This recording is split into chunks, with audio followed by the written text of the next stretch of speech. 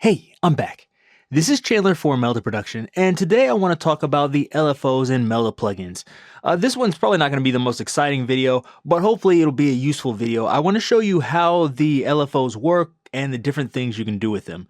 I'm going to be doing this in M Sound Factory, but keep in mind this is going to apply to all the different Melda plugins with modulators in them. They all have LFOs, and you can even find LFOs in a few other places that you may not expect. So this should apply to all of them. Inside M Sound Factory and most other things, you see this, it says Mod 1. Open it, and here is your LFO. As I said, this applies to other plugins too, so if you have M Vocoder, for example, usually it'll be in the utilities. Not all plugins have these, but most of them do. They'll usually be in here. You see meters and utilities. Sometimes these utilities will be collapsed here. Just open it there, click on it, Mod 1, Mod 2, etc. That's where your modulators are, and inside the modulators, you have your LFOs. So we'll get into this here. From here, we can click on this. We can choose our parameter and choose it from there, but I think an easier way to do it is going to Mod 1 here, clicking this little thing on the right button, and see here it says Clear and Learn. This will clear out everything that's already assigned, or you can just click Learn and it'll add it to there. So if you want to do multiple things, and have it be modulated by Mod 1, you can do that. So I don't have anything on here. I'll just click Clear and Learn, although I could use the other one. I'm going to move this frequency here like this. Boom. Okay. After we're done, it says record. Just click it so it turns off. Nothing's going to happen now. You're like, okay, why not? And that's because it's not on. This is like one of the biggest things. You either need to click this till you see that and it'll start moving, or go in here and enable it and it will start working. I actually changed the default settings here.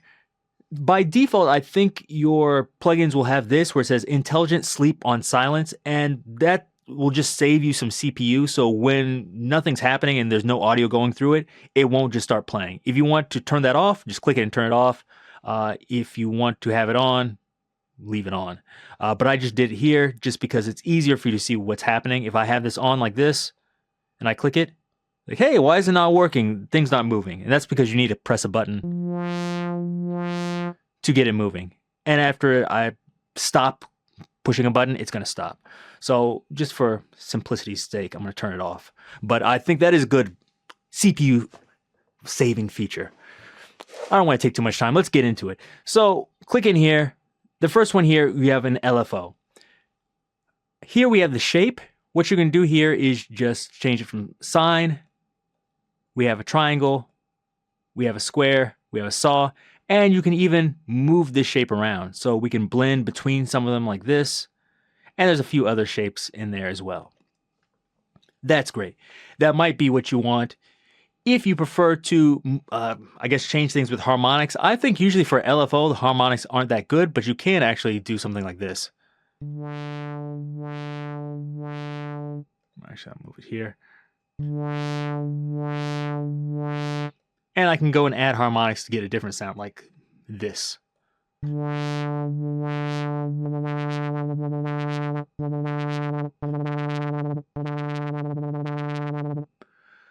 So that's something you can do if you prefer doing it by harmonics. For me, it's like it's harder for me to tell what the LFO is doing, so I don't like doing that, but you can do it if you want.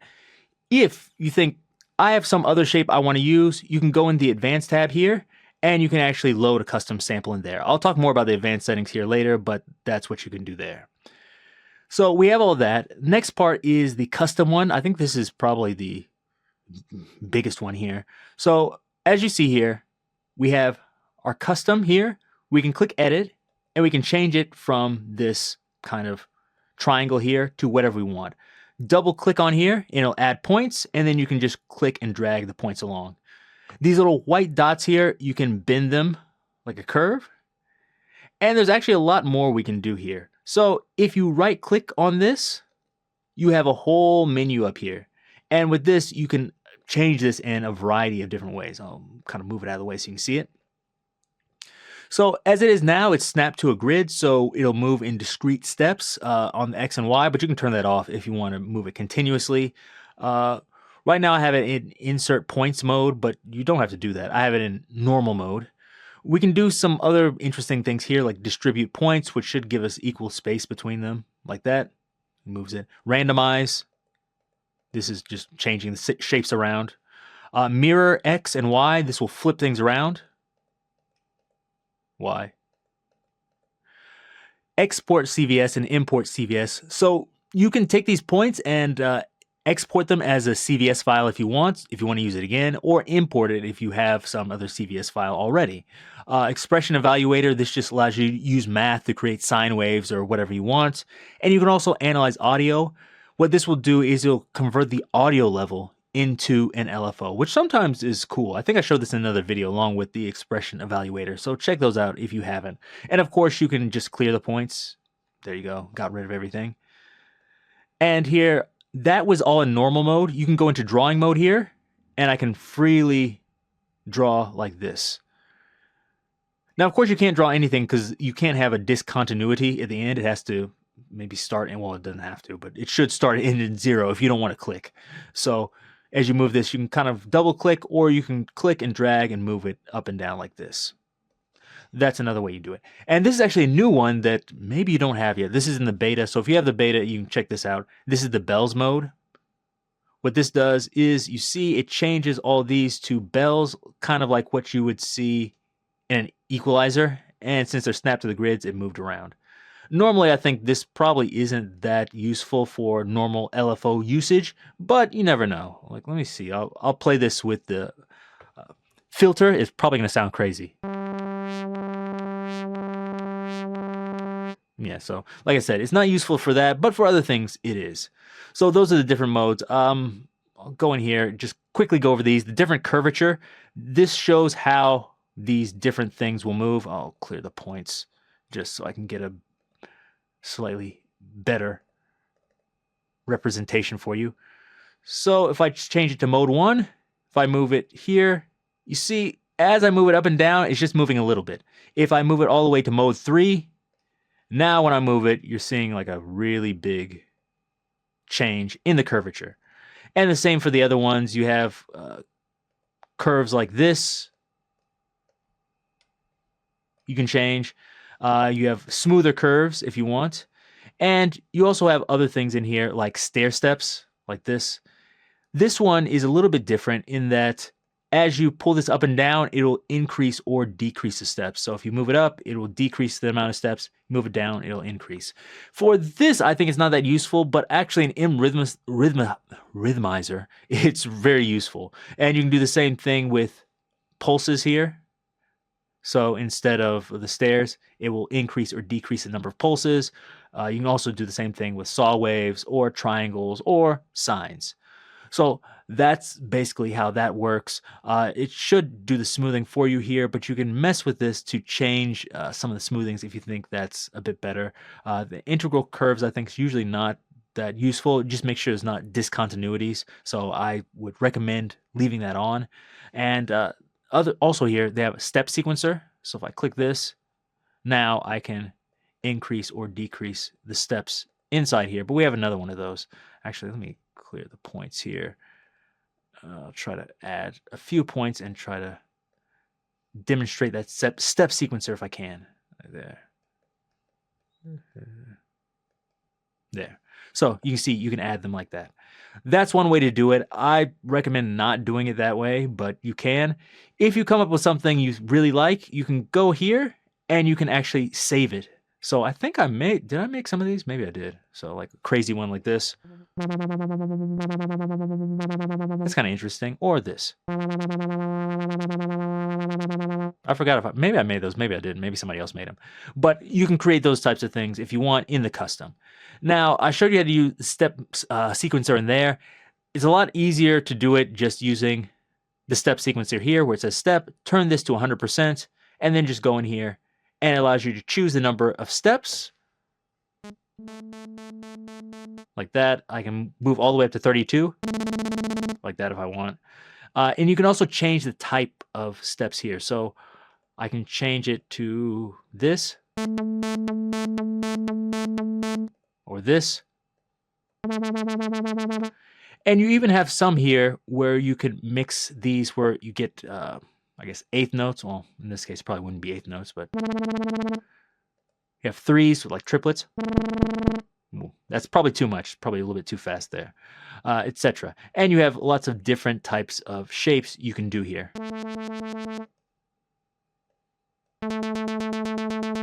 to get different sounds. I showed this before in a previous video on Euclidean rhythms, but inside here I made this. Maybe you have this, but if you don't, you can watch my video on it and make it yourself, where I have these kind of Euclidean rhythms, and you can use these to create interesting sounds.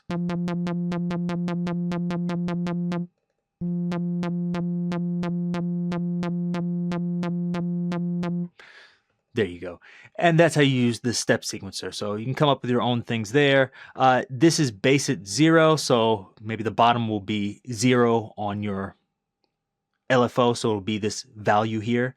But I think you can actually take this off and it will be a bit different. So it should actually go under this value. So there you go. That's how that works. And you can also click this random button if you want to come up with something weird like this.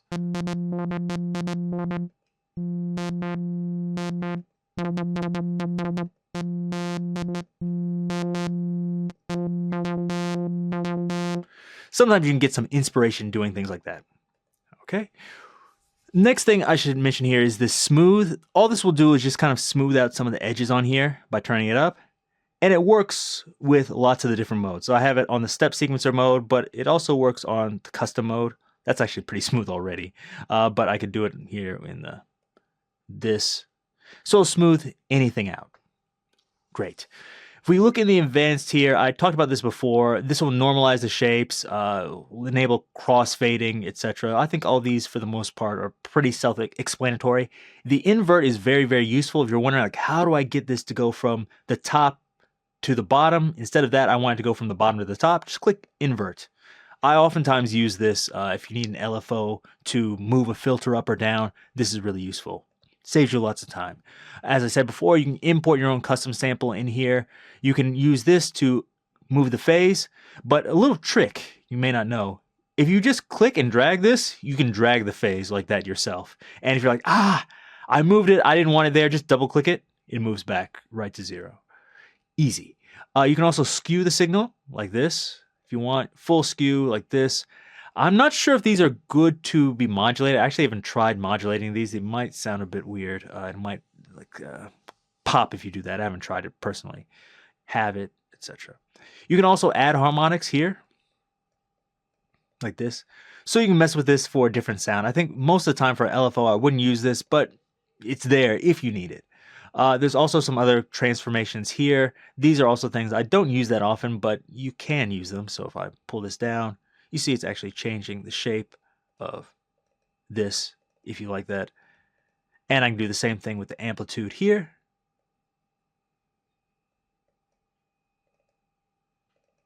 To make a different shape. Like I said, I don't use it that much, but it's there if you want it. So I think that's everything inside here. If you want some other shapes, if you look in here with these dots, you can find some different types of LFOs, but all these are going to use the harmonics. I think they probably don't sound so good, but there might be some in here like, oh, analog here. Ooh, this one might be useful. I think these are better with the normal oscillators and like a synthesizer, but they can be used for LFO duties too, so don't overlook them. They might be useful. Okay, I'll go back to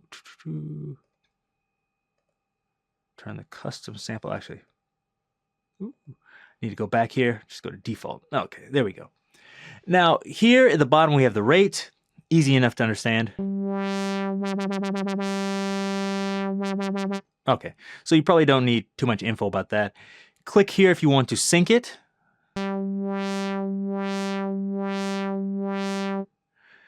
Now, if you want it to start on a different phase, you can change the phase here. By default, I think it starts at 90, so I usually like to start at 0, but you don't have to. You have the different lengths here you can choose. And here you can choose between straight, triplets, dotted, or tuplets there. And also you can do something with the counts here. So if I have it at eighth notes, right? If I wanted to do 3 eighth notes, for example.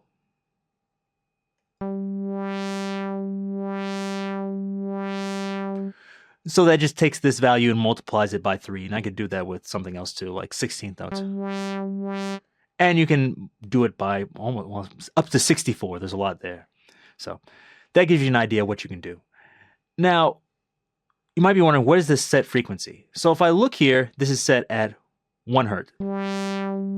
Sync. If I click set frequency, it's going to set the hertz equal to this length, like this. See now, 4.667. Same. And then from there, I can adjust that if I want. So if you're wondering, like, okay, like once I have it synced, like what is this in hertz? Just click set frequency. It will set your hertz there. And then you can do some other modulation with this if you want. Actually, I'll show you the sync group afterwards, but that's kind of maybe important for you. Here we have reset on ARP. So this is if I'm using an arpeggiator, this will reset each time, but we'll look at the MIDI reset. I talked about this before, so I'll go over it very quickly here. Let me move this down here so you can just see this little line moving. Here, whenever I have it and I click note on, it's going to start back at 0 like this.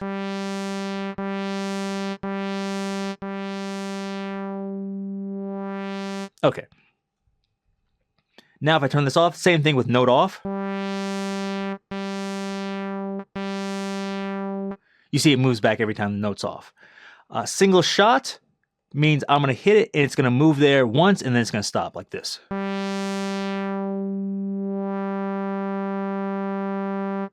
Easy.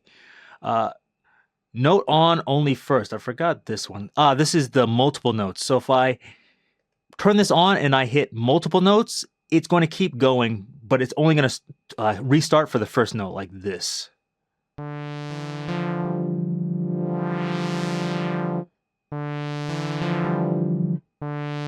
So once I let go of all the notes, it'll restart again, but while I'm holding them, it's not going to restart. So that's another mode you can use.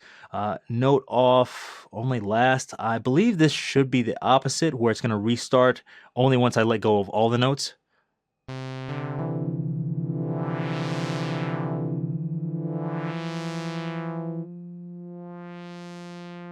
And there you go, it restarted. So you usually won't use all these, but I'm just trying to go through because I'm trying to be complete here.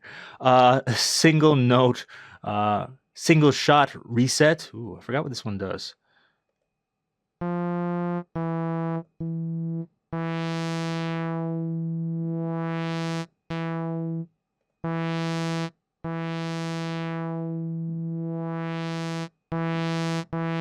always forget what this does.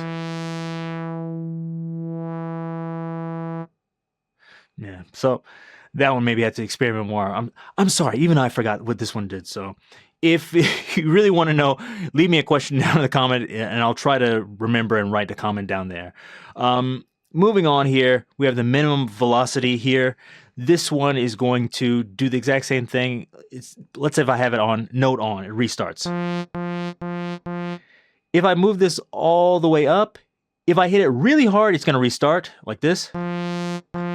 But if I hit it less than this velocity, you see it's not restarting. That's what this does. And you could do the same thing with this, just in reverse with the minimum or max velocity here. The same thing this happens to do with the notes. So if you want the low notes to not restart it, you can do that. Same thing, I want the high notes not to restart it, I pull this down. Phase, this starts it over a different part. Now, it's always restarting at the very beginning at 0, but if I move this to 180, it's starting right here in the middle of the phase. And here, I'm having it restart on all channels. I think this is going through MIDI channel 1. It's restarting, but if I set this to MIDI channel 3, for example, I shouldn't have anything going through there. So here it's not restarting because of that. I could actually send in another MIDI signal on channel 3 to control the LFO, but it wouldn't affect any of the notes that are playing. So I think that's good. So that's how that works. And I think that is about everything. Oh, except for the sync groups.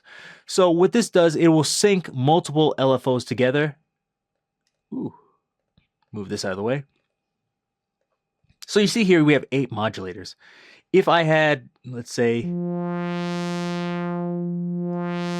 two different filters here. So I have this one here, and let's say I'll have this one modulated by modulator 2. Do the exact same thing, move this a little bit, turn this on. Well, let's say have this go pretty fast. Now if I have them both on,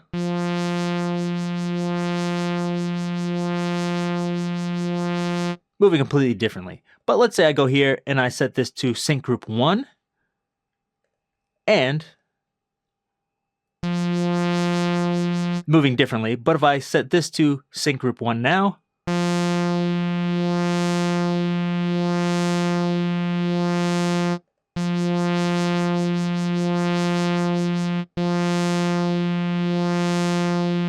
so now I'm syncing multiple LFOs together. But I could do this with, let's say, something completely different. Like instead of using that sine wave, I can use this saw wave on mod 2 while still having the sine wave on mod 1, like this.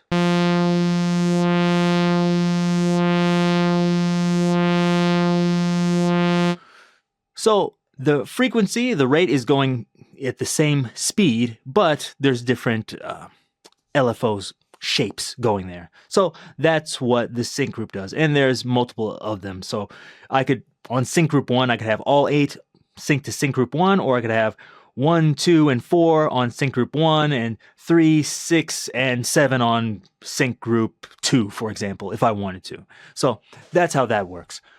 Hopefully I gave you an idea of how everything works in here. This can get very complicated, and although I'm only modulating one parameter here, you can modulate more, but I don't want to get into this too much because it's kind of getting into a different thing. And of course, in these modulators, I'm showing the LFO and talking about it here, which I think is probably getting fairly long, but there's also envelopes here, and there's also random. So if you'd like to hear about those, let me know and I'll try to explain those. This probably isn't the flashiest video, but hopefully this gave you a good rundown of all the different features and all the different things you can do with the modulators and LFO in Melda plugins.